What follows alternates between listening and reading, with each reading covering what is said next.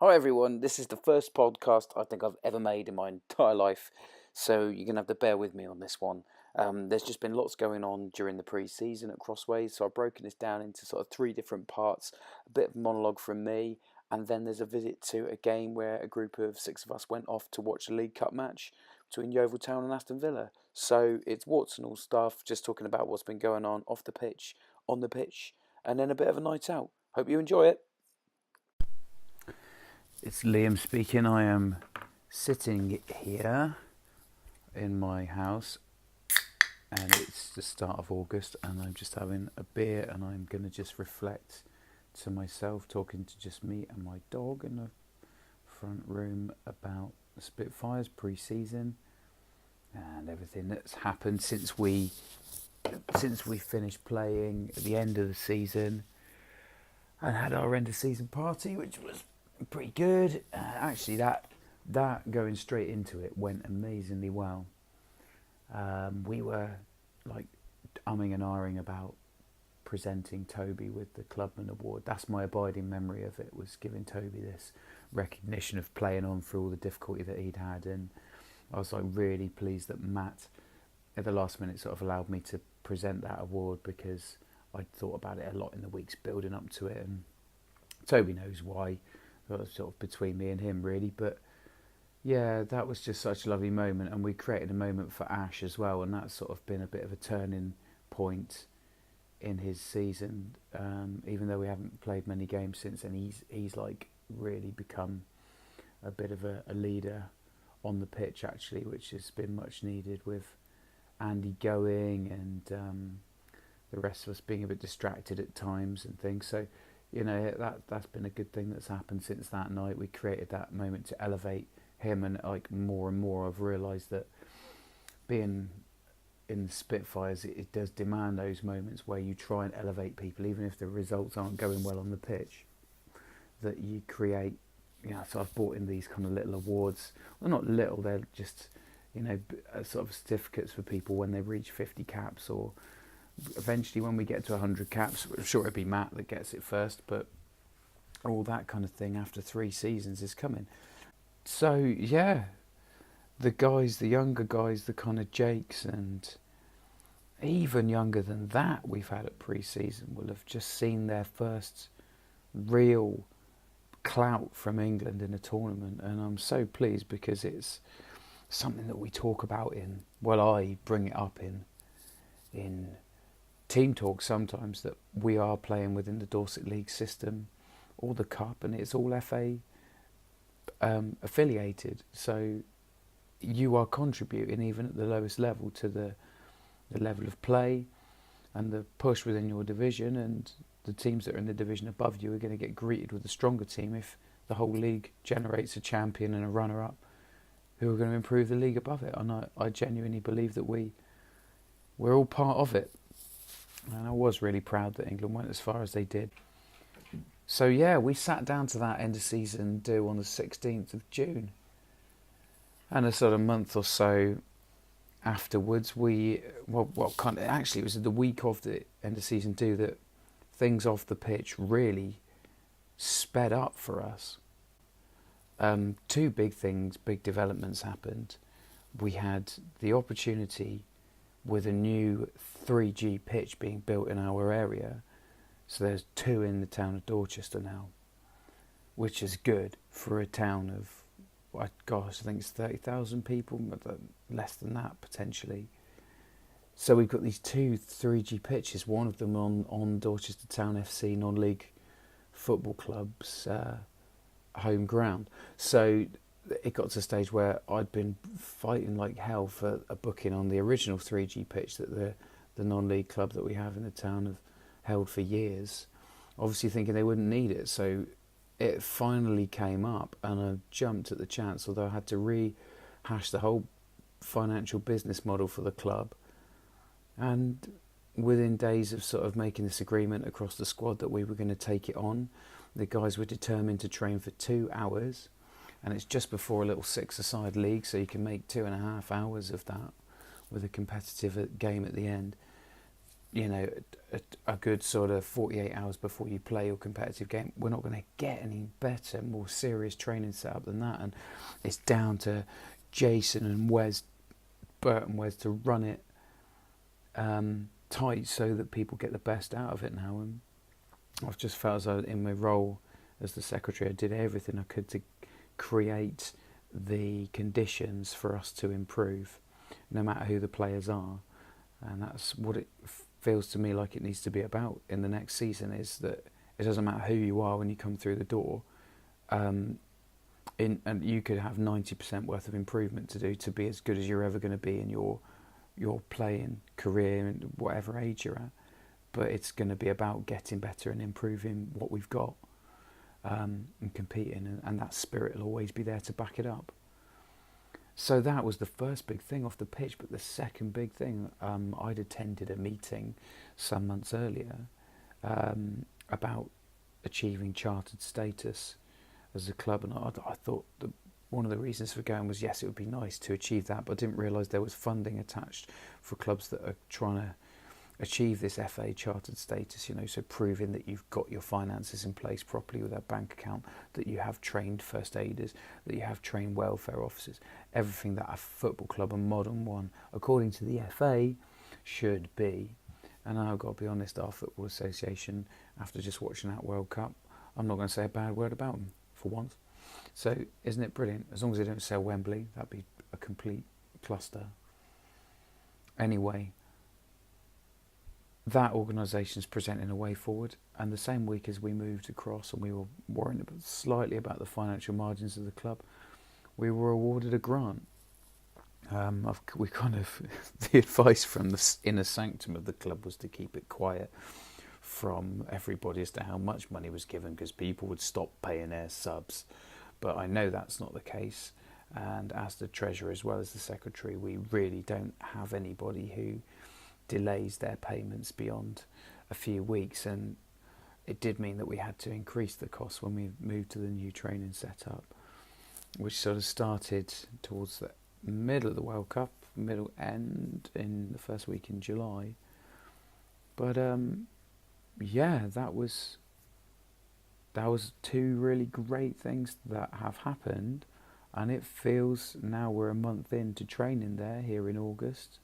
In the pre-season, it feels very different in and around Spitfires. So yeah, we kind of came out of the World Cup there and were thinking, right, what about our first friendly of the season? And we, out of nowhere, Carl had been working away on booking these fixtures in the background. And the first one that he came up with was a friendly against the Poole Town youth development team. Poole Town are in the same division as Dorchester Town, Weymouth, who obviously have been a conference side in the past. There's other good sides from the region, Tiverton, Taunton, Wimborne are in that league.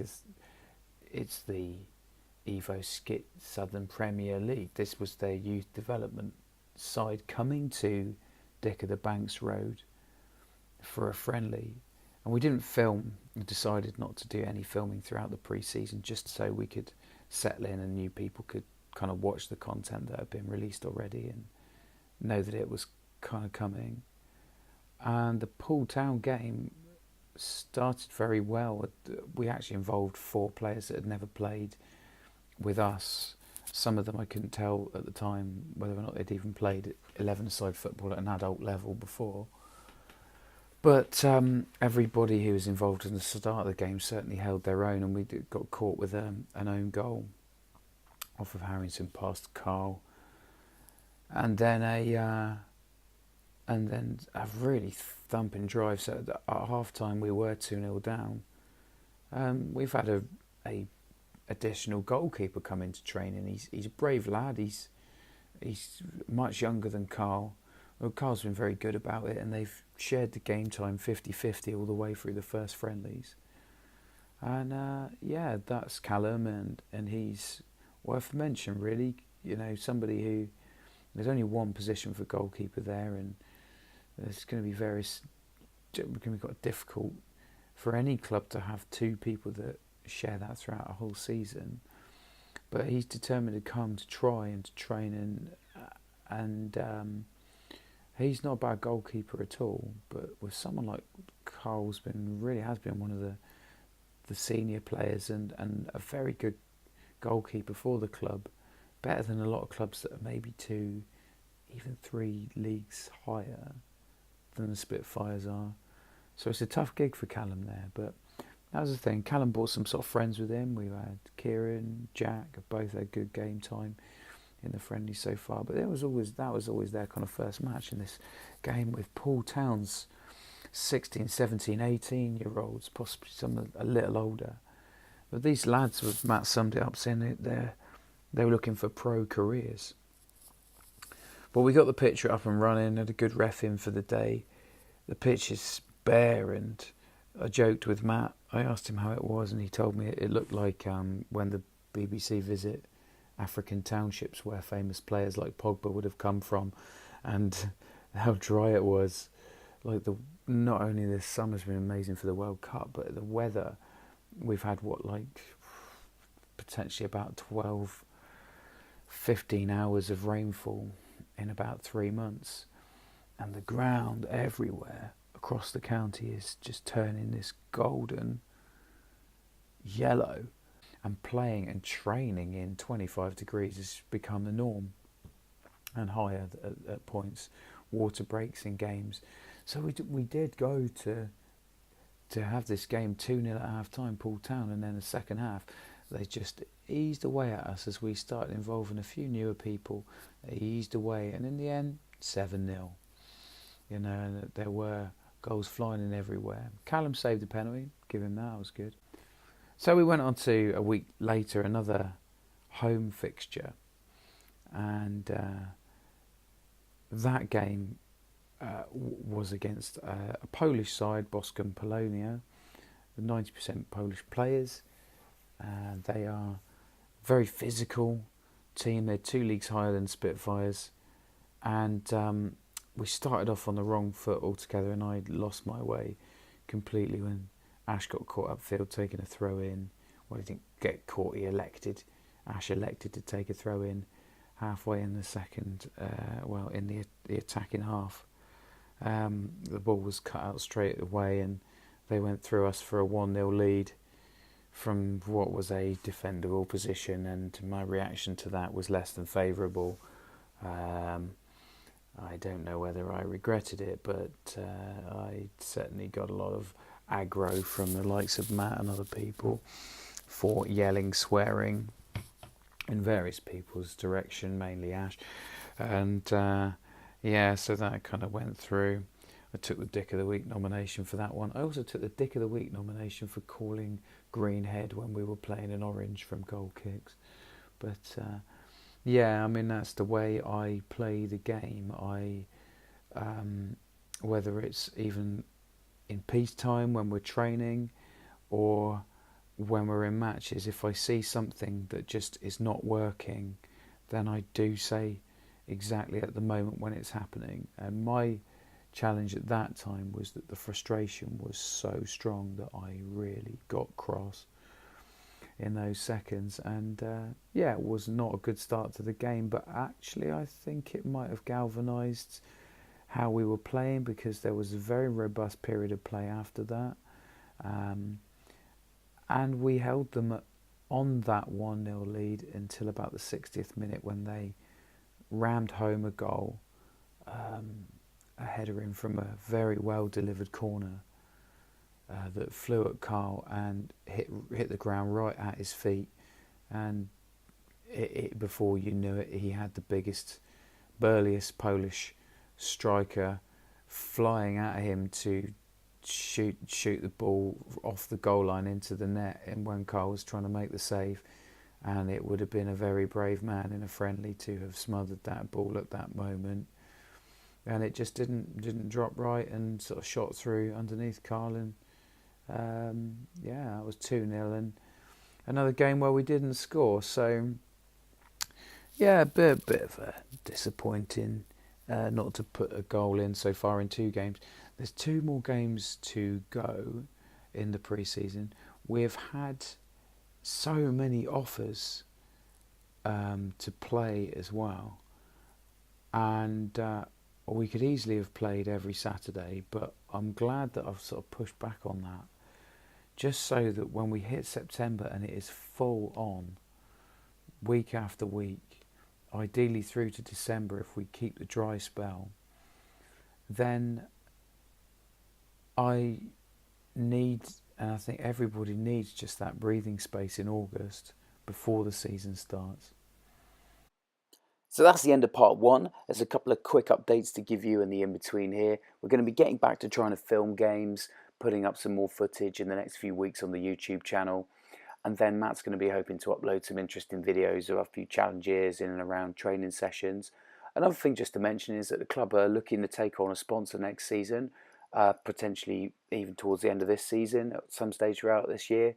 That'll be hopefully like a match day sponsor, and we'd also like to have a kit sponsor going into the 2019-2020 season. So those things are all up for grabs now. And just if you're interested in taking that on, please get in contact with the club through the Facebook page. I hope you enjoy part 2.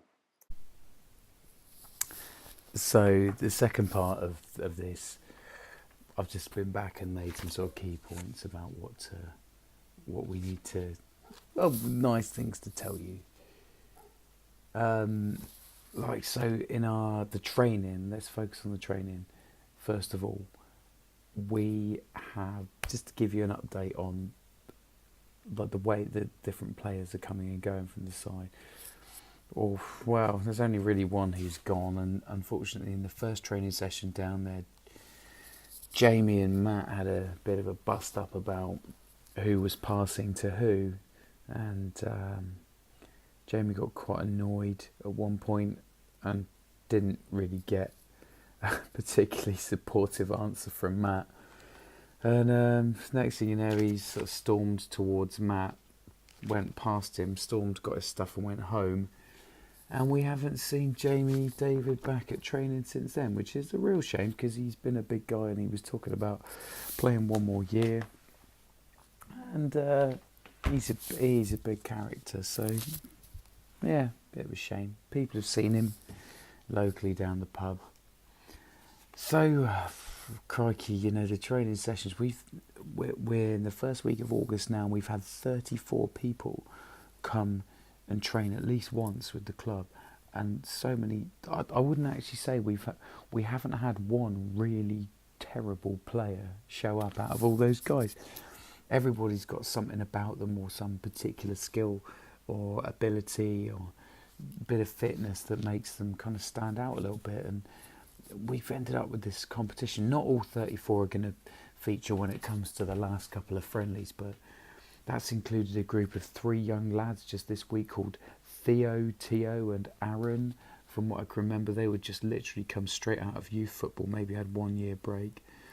Oh, we got another, we seem to have lots of very young players, possibly missing a few more in their kind of mid-20s, late 20s, early 30s. There's a chap from the village who's spoken with Matt, and his name's Dan as well. He came along, he looked really quite handy, but might not be able to commit. He sounds like he's a bit of a weekend warrior with the TA, Army Reserve, I should say. But the standout guy, I suppose, who has spent most time and energy engaging with the club in the off-season is Rob Smiley. What can I say about Rob Smiley? This guy in his profession is a thatcher, so he's in direct competition with the roofers for Dorset's greatest Santan in this, the sunniest of summers. But Rob is a really good player with a background of playing through decent leagues, winning leagues and cups with Wool. And yeah, he's played to a good level. He's not the tallest of players, but he is someone that when I train, feel has raised the level and makes it bloody awkward to come to training, and we need more people like that. And especially in the big pitch, when we used to train at Warmwell, you could catch up with someone nice and easy and put a tackle in, no problem. Now you've got to run if you want to catch someone, if you want to get around a player, or If you want to tackle someone hard, you can easily manage it with the additional running that's happening, just knackering people out, and our fitness is going to go up. And Rob is driving it. Payet is up to his old tricks, I would say, enjoying training, but kicking against too much formality or anything that's pushing it. He's carrying a little bit of a knock at the moment on his knee, and his shin seems to be hyperextending, pulling up, but he's still the danger man and the jack in the box, and even if he plays a bit deeper this season, he's got a lot to offer. He'll surely lead some people astray. He was trying to lead me astray with clothing, but I'll come on to that in a moment or two. His love of Kappa was shining through when we were speaking about bespoke clothing for next season. So, yeah, talked about Rob, 34 at training. And to give it a bit of a breakdown, to have 34 people come in, what we're looking for is obviously a squad that's big enough to be able to manage a whole season's play. That means that when we get past the initial jostling for positions in the 14s, that we've got people that can still come in and cover bit part throughout the autumn time and make their play to be included more regularly. But then when we hit Christmas and the New Year, and I understand there is a break in the New Year now, but when the weather is bad, we are going to see the numbers drop. And if we go on a run of not playing more than 2 or 3 games over 6 weeks, then the interest will start to fade. The injuries that we had last season as well will impact it. So I've been breaking it down. The sort of players that the status of a player tends to vary from being what we need, which is committed, regular players. We have a number of people that are very committed, but they're only occasional, which is the likes of Toby or someone who's at uni that comes back in and out. Luke Hagan, for instance, or a guy, Carl, who's been training with us.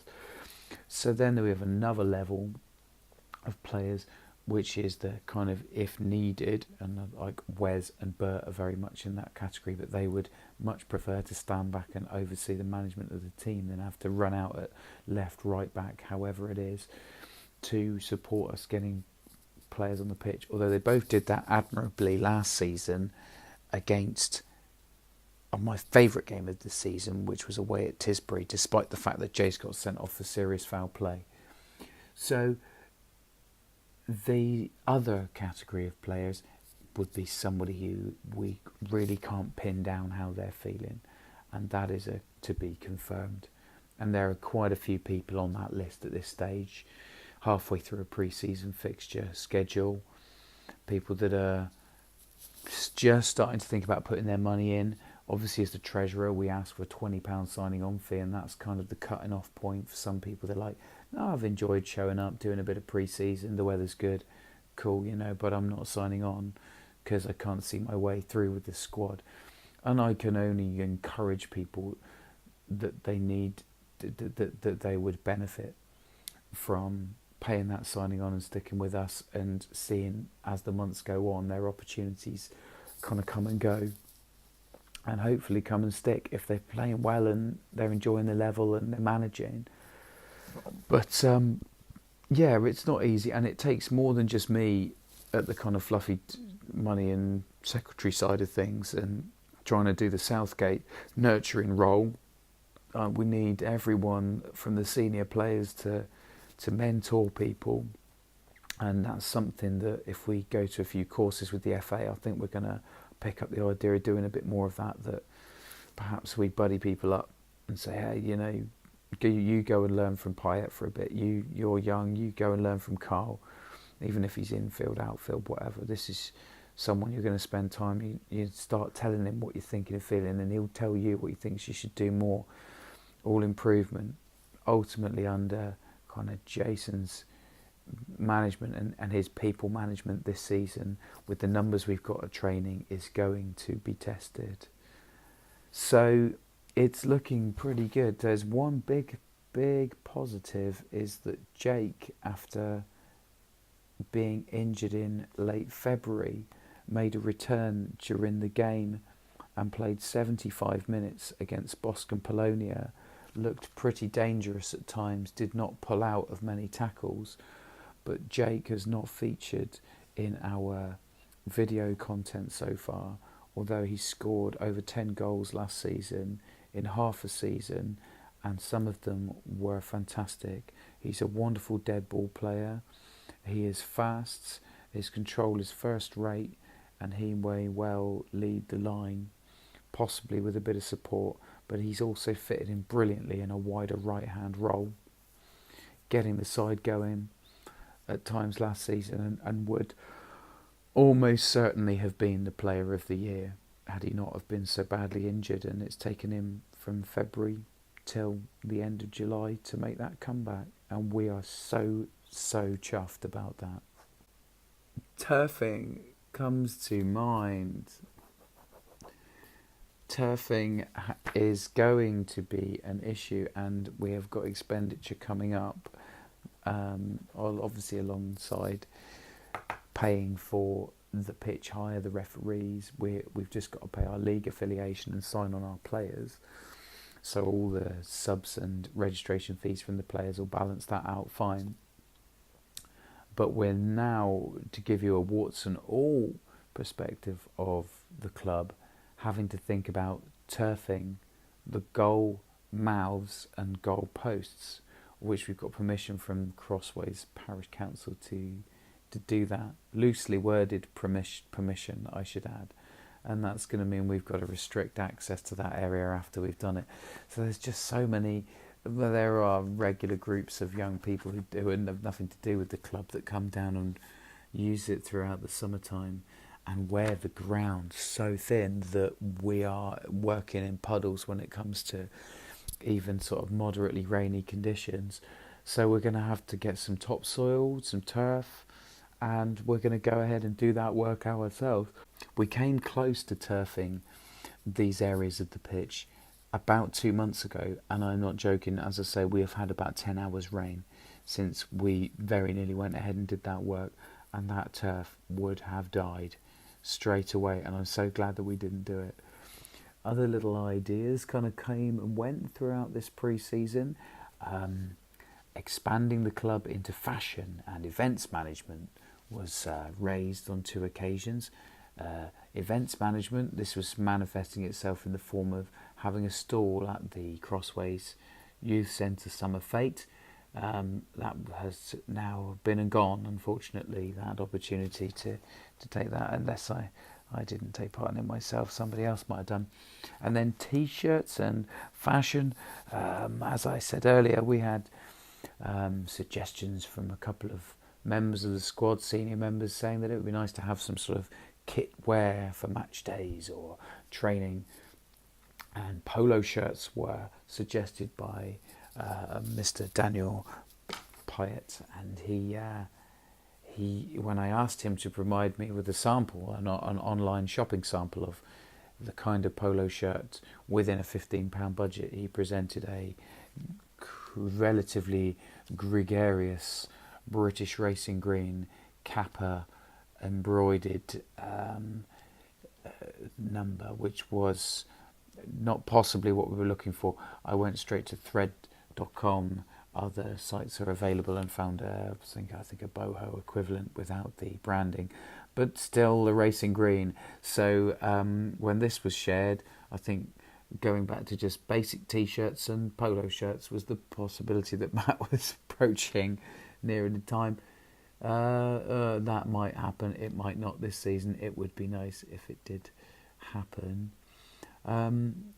And of course, to pay for all these things, we are supposed to have a club bank account, and that's something that I very painfully approached with Santander, and very peacefully approached Matt and I with Barclays Bank. So thank you to Barclays Bank, who have now become our not-for-profit bank accounts owners, our suppliers, if you like.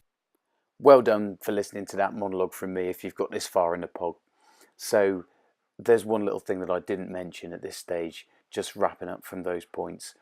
There was a complete omnishambles in terms of which was left me being the most wanted man on the Isle of Portland. And what happened there was that unfortunately I ended up double booking to play Portisham on the same day as the Portland Town first team. And my flawless record as secretary was split to the 4 wins in this crazy mistake that I've been so heavily criticised for by the glitterati of Portland's footballing greats over there. Never mind. What happened was that Portland Town have 3 different teams, and we are very well connected with their third team who are in our league. We regularly play them in the pre-season, and I arranged 1 week with a colleague from work, an old colleague from work who I know quite well, Rich, to play a fixture with them. And the same week, a member of their first team contacted me, and I just purely assumed it was the same game that just a different member within their setup at Portland was confirming and driving that home. He even spoke about exactly the same date, the 18th of August. I had a very busy week at work where this individual from the first team contacted me and talked about moving the fixture over, and I think I must have assumed that was the people from Portland, from Portisham, even both begin with the word port. We got to the 4th of August, all set to go, and the 2 days before it, the guys from Portland Town wrote to me because they'd heard that the one and only Crossway Spitfires would be playing not against the Portland Town first team on Saturday, but Portisham instead. Oh, it's so confusing just even going back over it. They were struggling to get a pitch because we were booked onto the pitch that they were aiming to play on at that time. So it was a complete mix-up. Apologies were made. And so life goes on, and they just had to live with it in the end. Okay, enjoy part 3. This is where we go off to Yeovil Town to watch Yeovil versus Aston Villa. Me, Matt, Rob, Payet, Ash, and Luke Hallett was with us. So enjoy this part 3. Right, I got Luke Hallett here with me. Say hello. Hello. All right, yeah, and Ash Webb's here. All right. Hello. Yeah, we're queuing up. We are queuing up at Yeovil Town FC for the crunch match. Thriller Villa versus Yeovil Town in the first round of Carabao Cup. Would you like a can of Carabao anytime soon, Luke? Well, I like the apple one occasionally, but not so much these days. You actually tried it? Yes. Oh my God. Have you ever tried it? I haven't. I would imagine it's like paint stripper, isn't it, Carabao? Yeah, it is, and I went back to the flavoured water after that, yeah. I don't know. It's certainly something at Crossways. The club I left was all accumulators and lager, and I went Crossways. When I started playing for them, it's all wrestling and energy drinks. Yes. Anyway, we're here at Hewish Park. They haven't sold the naming rights yet, have they? No. Be funny, wouldn't it, if who would sponsor it? It'd be a cider producer of some kind, wouldn't it? Yeah, Who bought Stowford or this? something. Stowford Press. Yeah, something like that. No, Thatchers, isn't it? Thatchers. They would have it. Blackthorn, Yeah. Baby Sham. Yeah. They'd do it. They'd have it. Anyway, so we're watching a cup game. Could go to penalties. That'd be Could funny do. if it did. Yeah. Wouldn't be funny for the Yeovil fans. It's They'd be got to having go all the way, kittens. isn't it? Yeah, it'd be like, but yeah, it's quite a few Villa here. I would have thought Villa have got a couple of thousand fans in here. That's a bit of a journey, isn't it? God, on a school night. But that's what they do. This the is what hardcore. it's all for on a cup night. Villa, I believe, have won the Carabao or the League Cup a record number of times. I think they share it with either. I don't know. I'm gonna have to Google this. Yeah. But I'm pretty bloody sure. How many times? There's a chap in front of us in the queue, and he thinks they've won it. They have won it most times. Maybe 7, something like that. Yeah. And he's got some DeWalt sunglasses, so he means business. Yeah. He knows his football, yeah. Love it.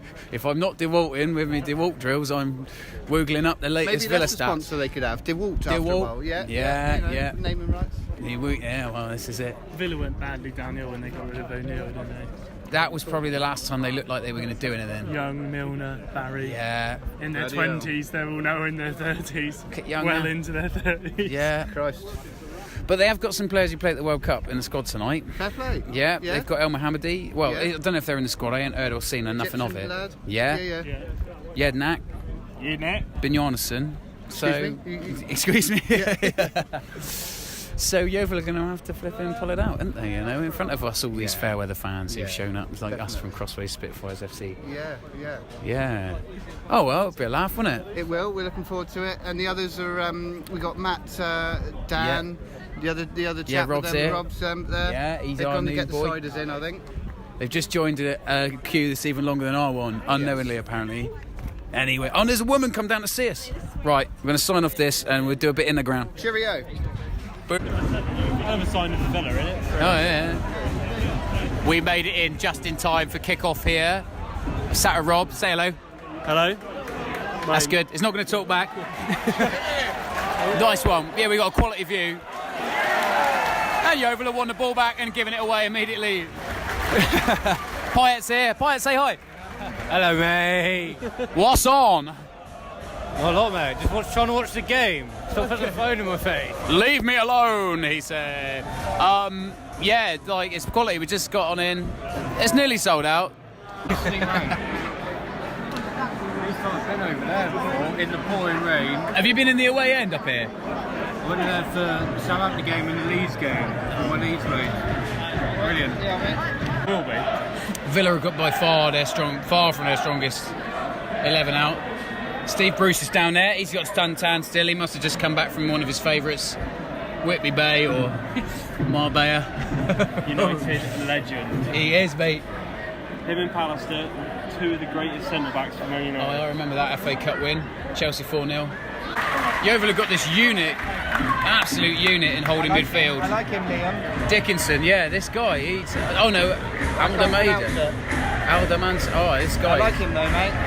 He's big and he's got dreadlocks and he shifts about. Broke up the play well there.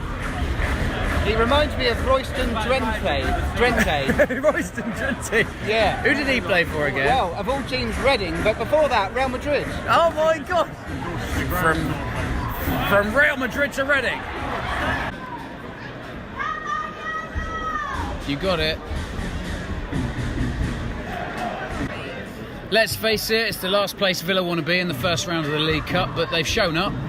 They've brought 2,000 fans with You're them. going to be talking to yourself. I don't know where you started. I talk to myself all day long at work. People go mad. They get really angry sometimes by about 2 p.m. It's just when people are trying to have a little nap at work and my internal monologue's going off. One day, Andy Gray. Andy Gray. Oh, how he laughed off the prison. Steve Bruce got a bit of a belly on him these days, so he's... I don't know how he cope with him and Pallister nowadays. I bet Pallister's got an even bigger belly. Still better than most centre-backs in the Premier League. I would have thought they'd be able to mix it with probably Titus Bramble. Is he still playing? Bloody Sebastian Bassong. Bassong. Good Lord. Ramon Vega, he was a player, wasn't he? Yeah. Nah. Toby Dipple was offering to teach me a load of anti-Villa songs. Yeah? Yeah, but yeah, I declined. I thought I'd better not get my head kicked in. How much the tackle and the linesman worth? Oh, a lifetime ban at Yeovil Town. You tackle that line owner. I'm willing to take that. You know what? You get it all on camera as well. Winner. Just when the ball's over it. No, I think he... Just about to call Villa offside. Fuck off.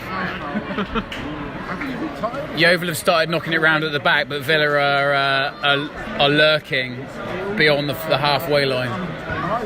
So much quicker than what we've done. No, mind you, our team is going to be faster this season with those 3 kids in it. That's the way I like it being played. Woe betide anyone who can't keep up.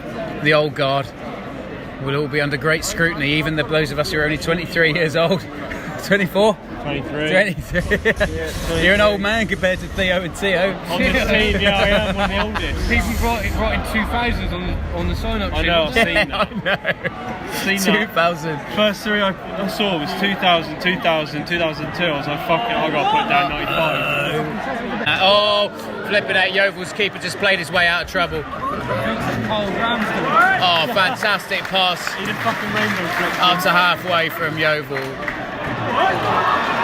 They're bombing forward, making difficulty. That's a great little tackle, and Yeovil are in at the far post. Oh!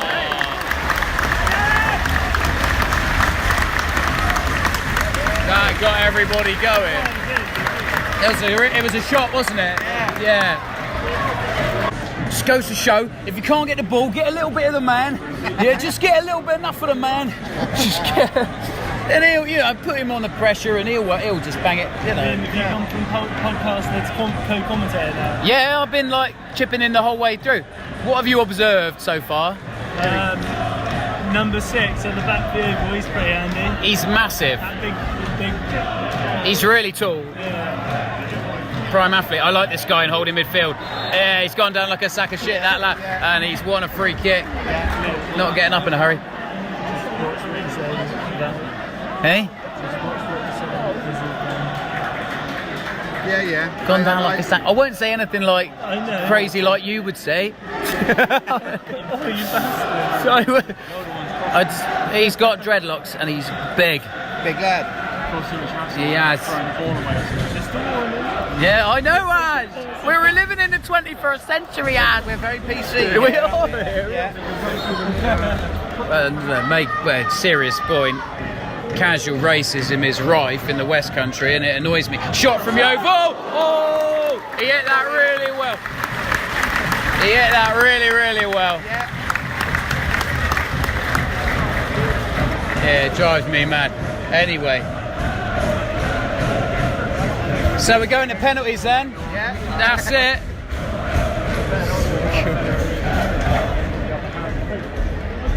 But the ball's been in the Aston Villa half most of the time, I'd say, Liam. Yeah, they've had the territory on them, haven't they, Luke? Yeah. I'd say, yeah. There's two commentators on the far side of the field for Sky Sports. And I can. Up there.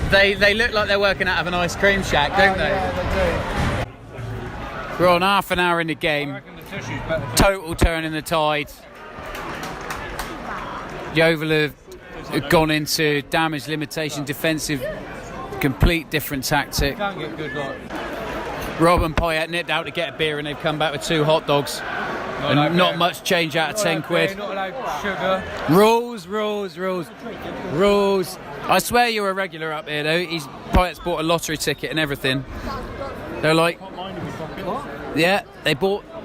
Got a golden gamble. Oh, God. Payet wandered up to the bloke selling tickets. He was like, "All right, Dan. Yeah, how's your old man? Yeah." I thought he was a drug dealer. Yeovil are making a change on 32 minutes. The lad coming off ain't moving that badly.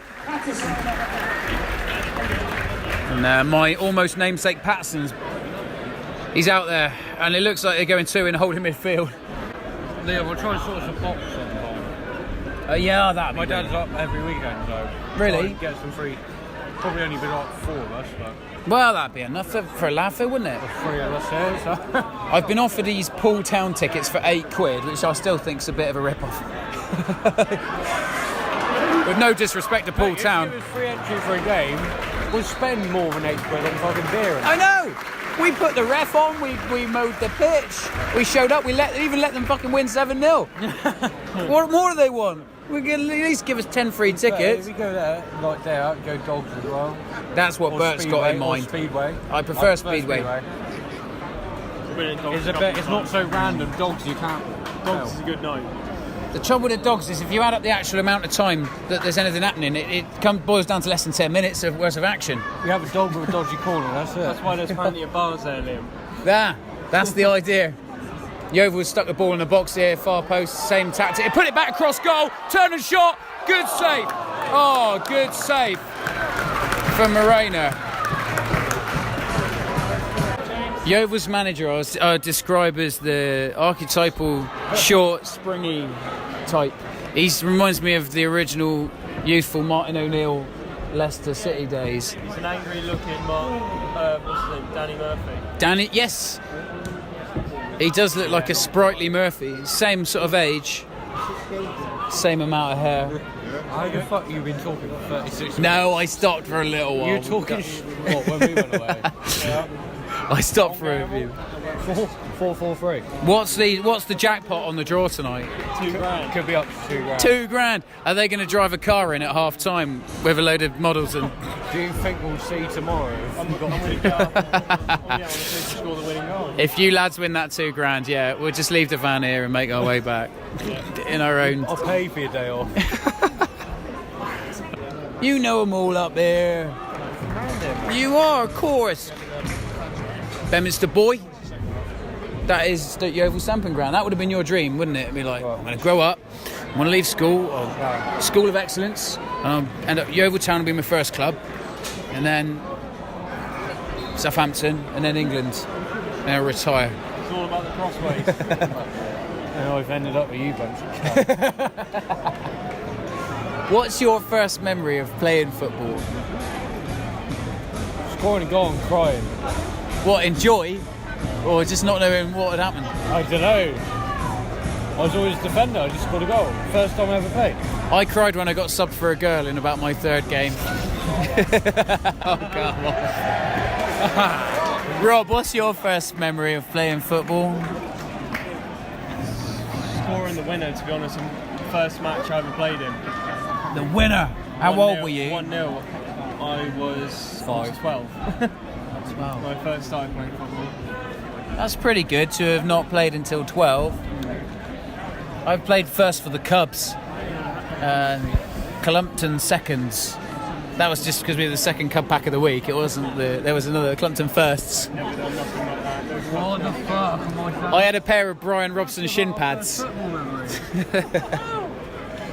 I'm going to ask everyone. Whatever you've had, Liam, I'll have some of it. Oh. Yeah, go There's on then. definitely a Villa fan sat behind us, by the way. That's a good shot. Oh!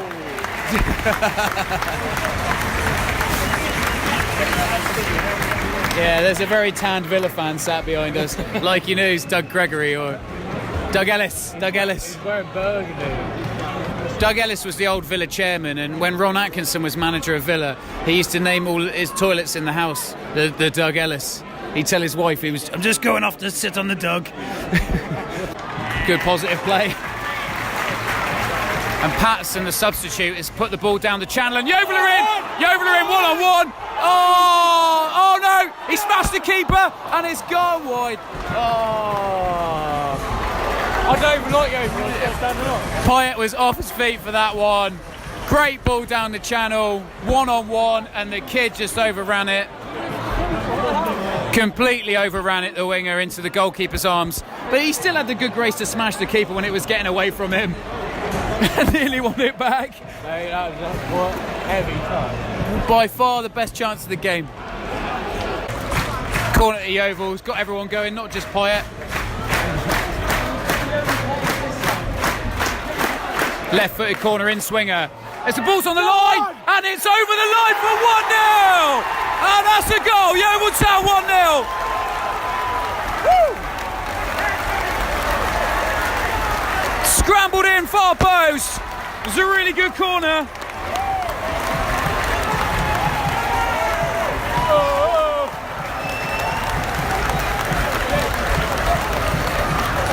Get some of that.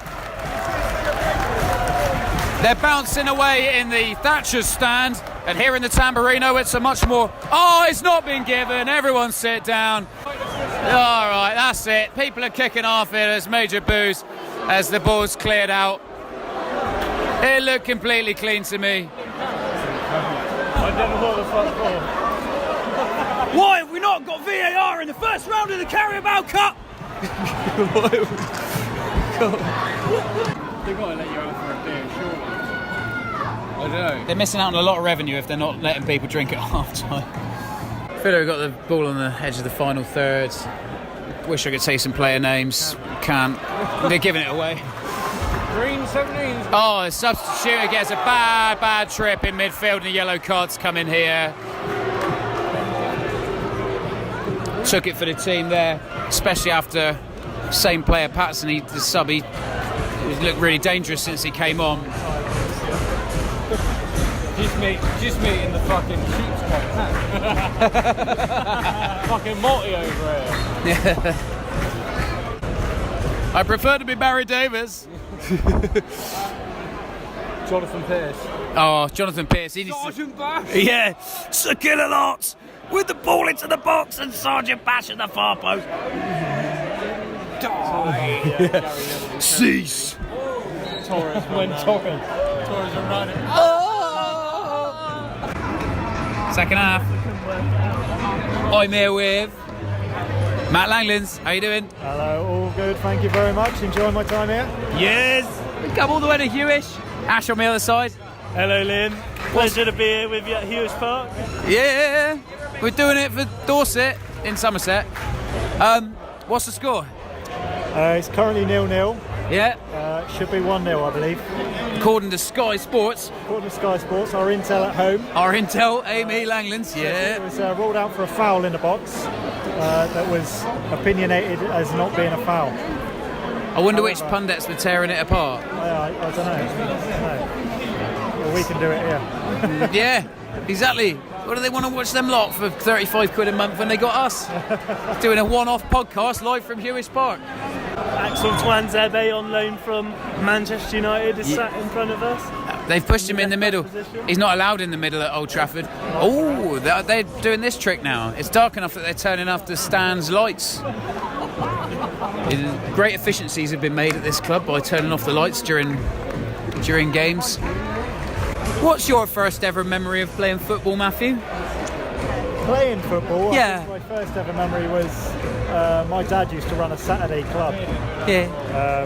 in Litchin, in the sports hall, and it was just didn't have competitive games. We just met up on a Saturday, played for an hour, had a break, ate some penny sweets, Yeah. drunk a can of Rio, and played for another hour. So that was my first playing memory. I think my first watching memory, I used to go and watch my brother play for Wareham Rangers a lot when I was younger. Did he play for Wareham, your brother? Yeah, I Jamie? did as well, yeah. Me and my brother both nice. played for Wareham as kids because we lived in Sanford. Villa could be in it. No. Yeah. But the first game Oh, I Yeovil. remember watching was Bournemouth. We used to go to Bournemouth quite a lot. Yeah. But the first one I remember watching was Bournemouth versus Grimsby, and that was a playoff, I think, to get up to the Championship at the time. At Wembley? Yeah. Did at you remember Wembley, going up for it? The old Wembley, yeah? They lost, unfortunately. But then I remember watching at Bournemouth, watching Man United play in a friendly. David Pre-season Beckham stuck thing. his thumb up to me, I remember that clear as day. But yeah, playing would have been Saturday club, and watching would have been Cherries. Do you remember your first kit and your first getting given your first boots and all that? Yeah, first kit was a yellow and black Wareham Rangers. Yeah. First boots were a pair of Umbros. I used to love the Umbros, and Yeah. I think after that I moved on to some Puma Kings.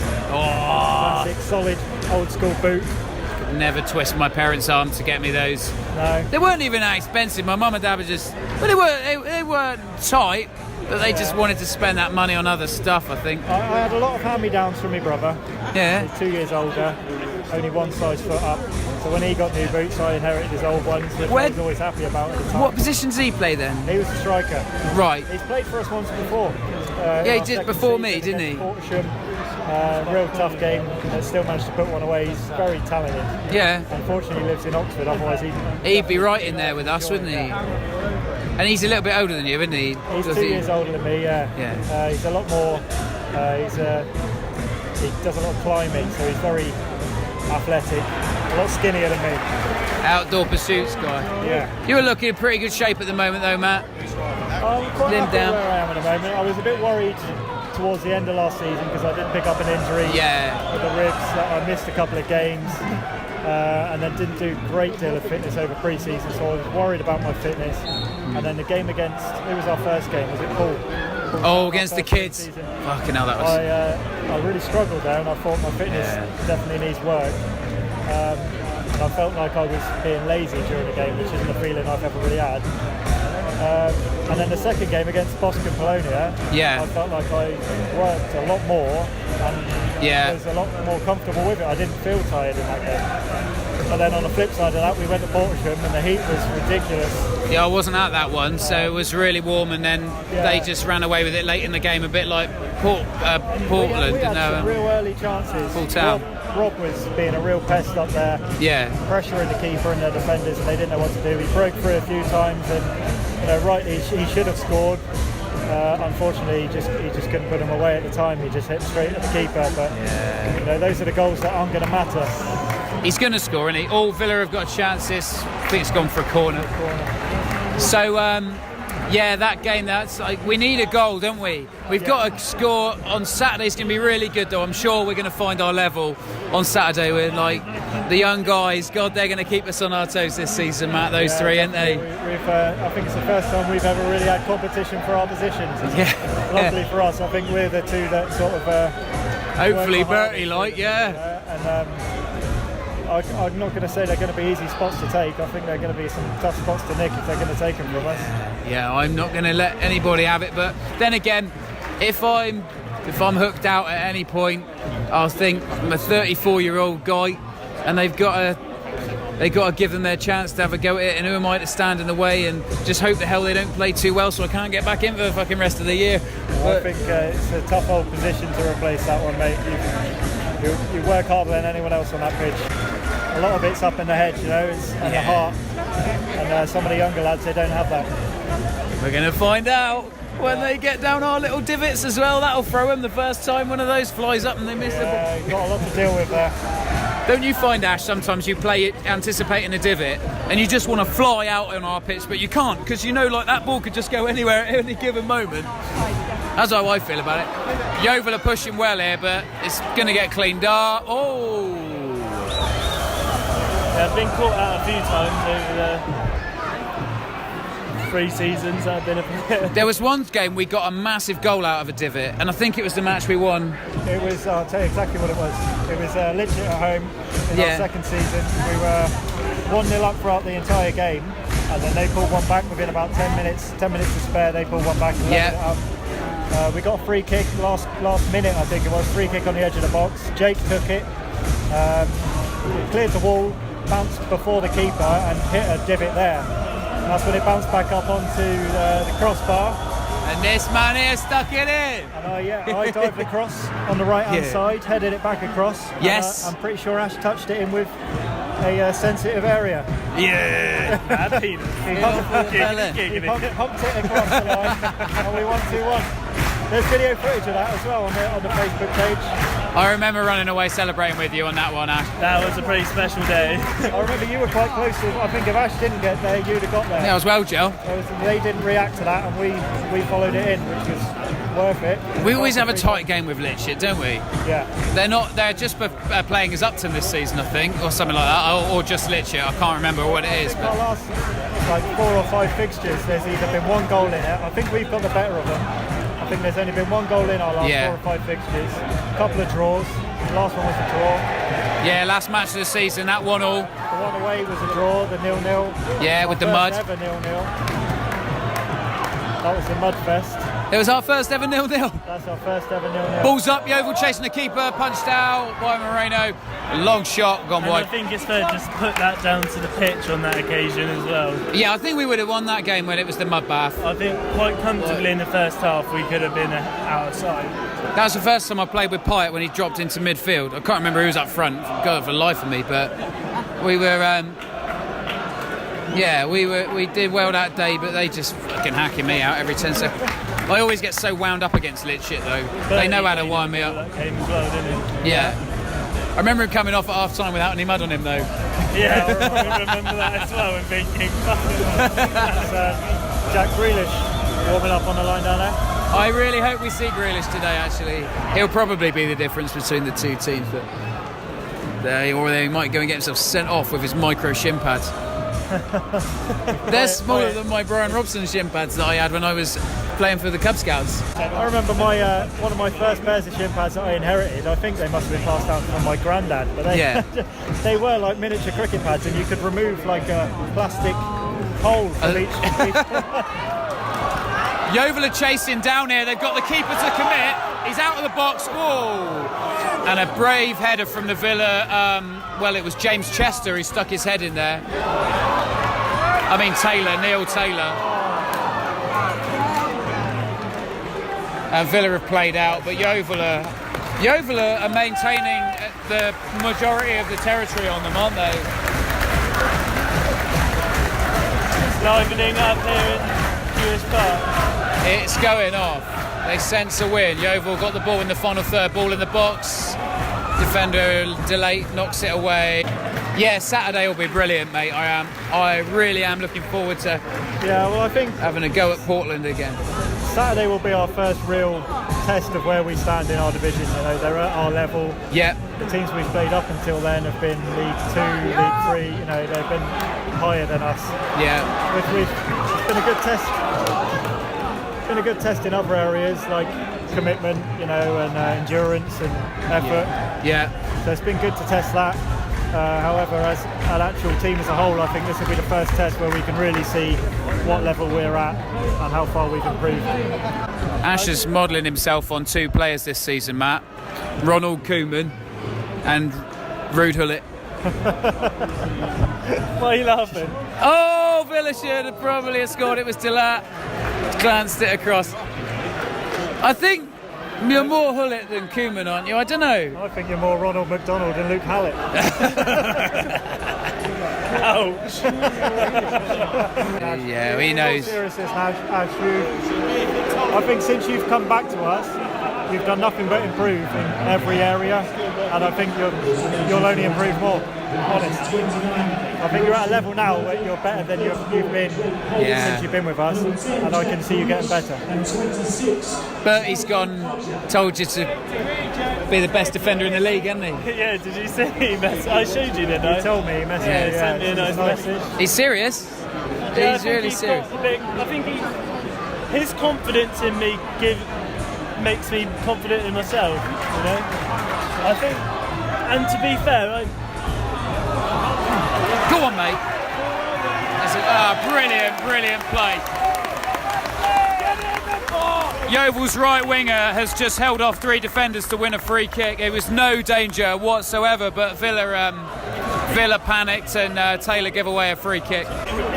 This would rip the roof off. There was no danger there whatsoever, and Yeovil were going to swing this in left-sided with Dixon.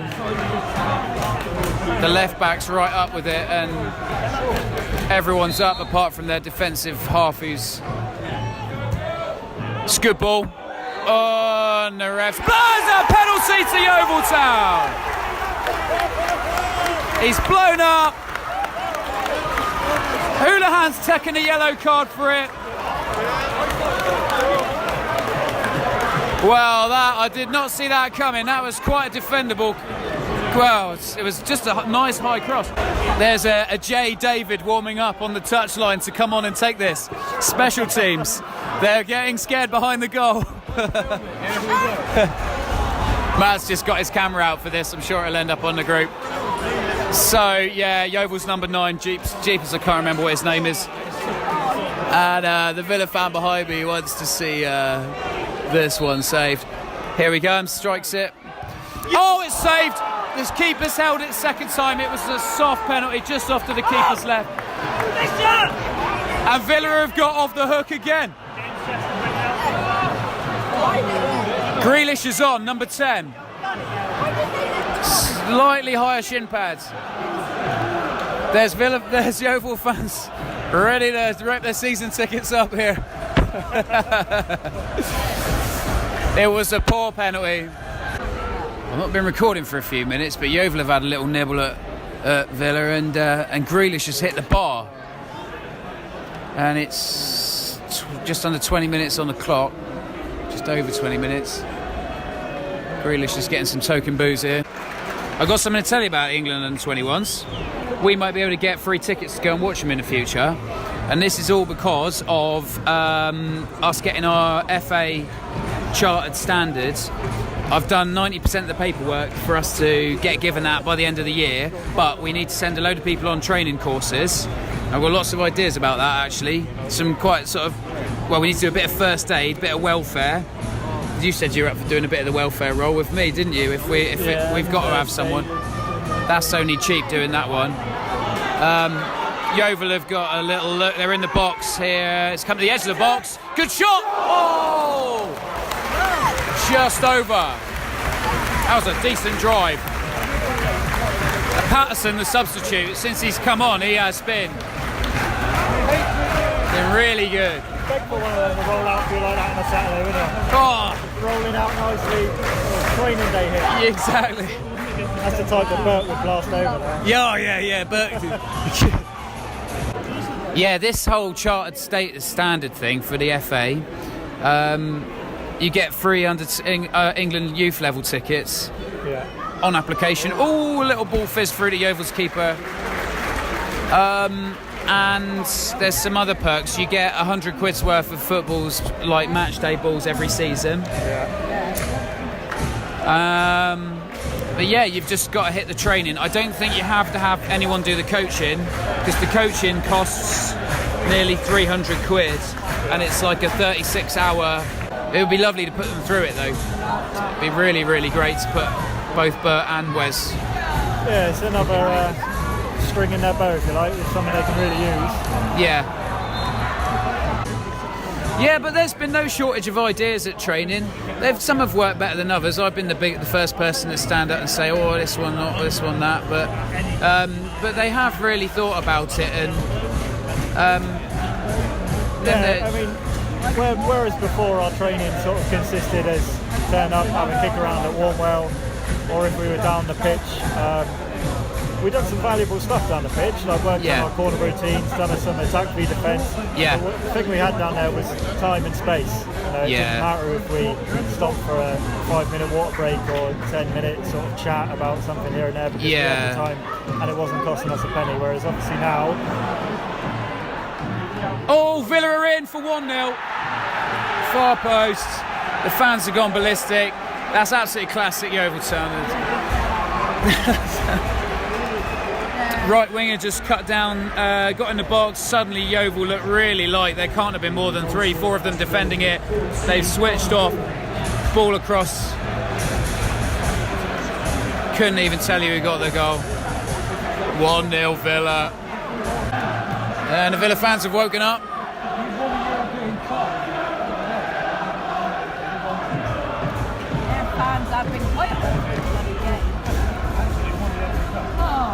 Come on, Yeovil. They're unlucky. Yeovil had a throw-in go against them there. That was... You couldn't see that. Ash throwing in a few chants from the playground there from Mr. Webb, but some small younger fans ahead of him found it very funny. Their fathers let it go. It's funny because it's true. Did you hear about the Rotherham match on Saturday where the away fans and the home fans were shouting to me, to you between them? Because old Barry. Poor old Barry. My favourite was always when Paul would say, "Have you got it, Barry?" And Barry would say, "Have a what?" Do you remember the grime song they did with Tinsy Strider? Yeah. Oh dear, oh dear. Oh dear, oh dear. Poor old Barry Chuckle. We remember him well, don't we? Crikey. One of my favourites, mate, I bet Oliver knew what was going on, didn't he? And he's only 7. He watched a few bits of Chuckle Vision, Yeah. Classic. Grealish has got the softest free kick of the match. Substitution, it's Yeovil. We can rely on Yeovil's substandard PA system to inform us as to who's coming on. Here it comes. In association with Superfast Coach Service for London, Yeovil's second substitution.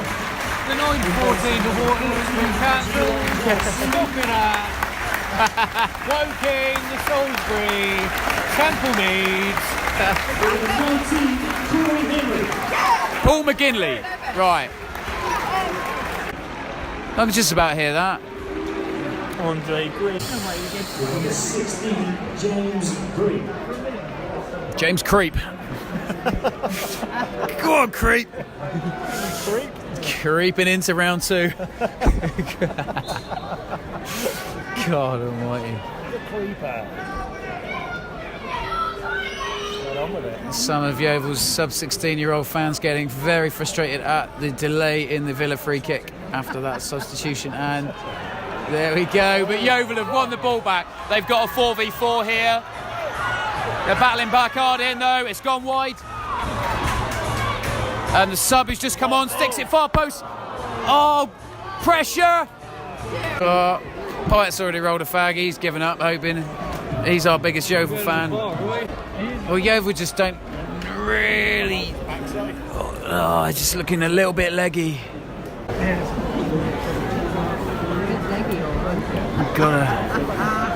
There we are. We got two lovely girls in front of us watching the game.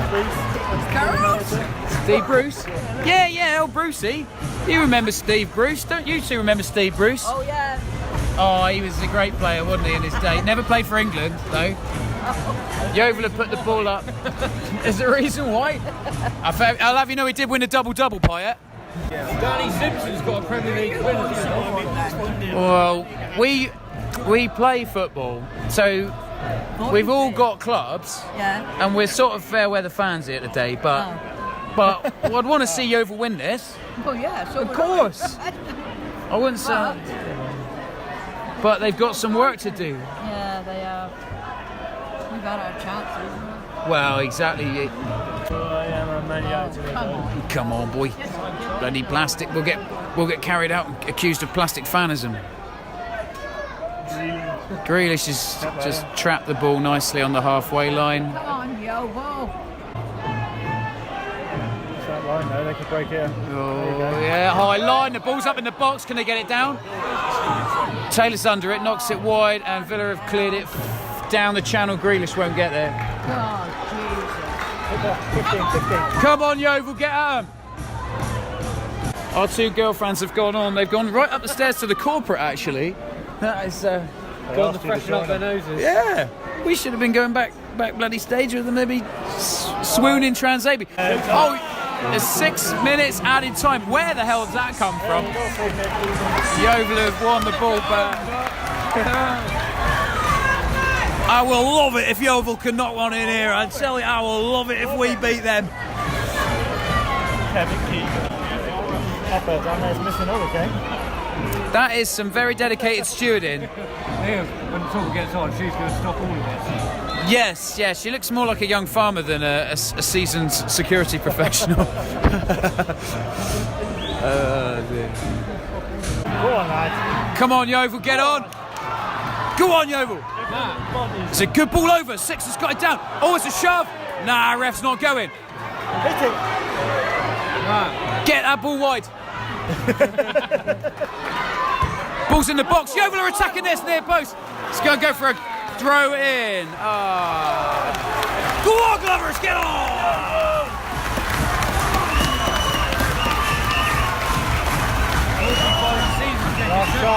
This has got to be, I would have thought. Big throw from James into the near post. Big Six is up. He flicks on. It's over the bar. That was a clip on the corner. Yeovil's keeper's got he's on his knees with his head and his hands on the halfway line. He's shouting something. I think that might be it. He's gesticulating wildly, but it's not going to help now. Oh, God, There's always that last chance in a game, isn't there? yeah, pops out of nowhere. Come on! I've already forgotten his name, the man of the match. He's battling like mad, but he's been blown up. Damn it. Now there's a... Fair play to Yeovil, they've put on one hell of a fight. Yeah, they have, and they'll be kicking themselves. They didn't take their chances, weren't they? Well, they've been robbed a bit, really, with the first half. Hey, I saw the first half go on TV. The guy fell over. I think he gave a foul. The ball hit him in the chest. He fell over. She said it wasn't a foul. There's full time as we walk out of the ground. Big quality, isn't it? Never mind. It's a very good night, mate. Successful one. Enjoyable. Yeah. Want to do again for sure. It might have been on TV, but there's something about coming to a game, like you notice so much more of what's going on about the place. So you look where you like, you can, love it. On a nice night like this, there's no reason not to. Anyway.